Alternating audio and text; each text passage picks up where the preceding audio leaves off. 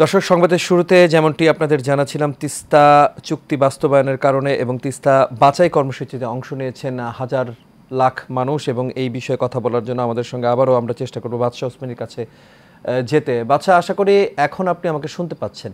বাদশা, যেমনটি বলছিলাম যে আগের সংবাদে আপনার সঙ্গে আমার কথা হচ্ছিল তিস্তা বাঁচাই কর্মসূচি নিয়ে, এখন কি অবস্থা দেখতে পাচ্ছেন এই কর্মসূচির?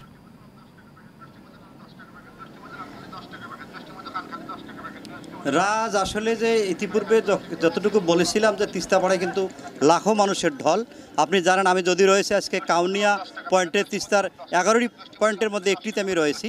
এখানে এই 11টি পয়েন্টে আমরা লক্ষ্য করে যেটা দেখেছি এবং জেনেছি, যেটা কৃষকরা যেটা জানিয়েছেন যে বিএনপির ডাকা যে দুদিনব্যাপী এই লাগাতার কর্মসূচি, তারা তিস্তাকে বাঁচাতে এবং এখানকার কৃষককে বাঁচাতে তারা যে কর্মসূচি হাতে নিয়েছেন, সেক্ষেত্রে কিন্তু তারা সফল হয়েছেন। কিন্তু কতটুকু তিস্তার ন্যায্য হিস্সা আদায়ে সেটি কিন্তু একটু পরেই বলবেন এখানে তারেক জিয়া, যিনি বিএনপির কর্ণধার আপনারা জানেন।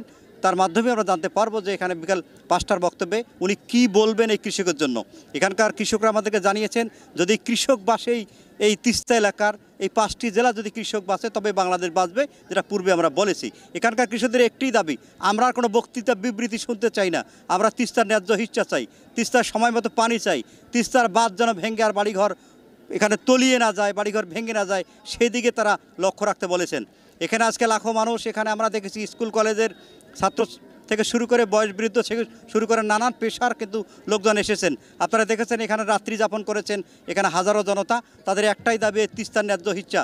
আপনারা জানেন এই শেখ হাসিনা স্বৈরাচার সরকার ভারতের প্রেমে পড়ে, এই মোদী সরকারের প্রেমে পড়েই কিন্তু তারা এই তিস্তাকে নস্যাৎ করেছে।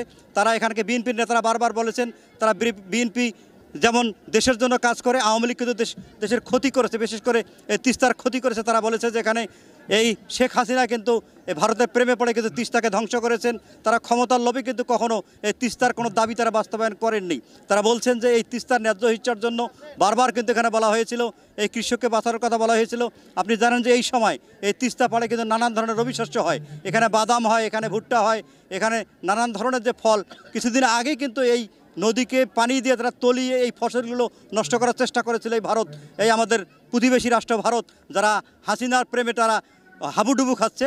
তারা বারবার কৃষকরা বলছেন, যদি আমাদের কথা ভাবতো, এই বাংলাদেশের কথা ভারত ভাবতো, এই তিস্তার ন্যায্য হিস্সা তারা ইতিপূর্বে দিত।